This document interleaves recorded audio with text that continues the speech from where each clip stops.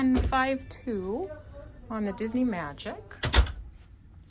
A veranda room in the corner, which is a great, gives it a great veranda. Standard split bathroom here, which is the norm on Disney. And you'll see lots of drawer space, nice big closet, some nice Disney details here. This room does not connect. Nice bedroom here. And we've got our Castaway Club gift already out there. Here's a pull down bed. And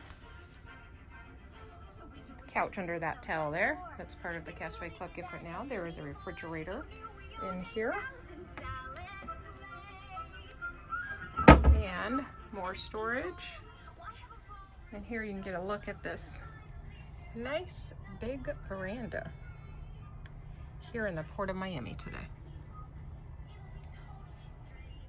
So it'll be a great 5 days here.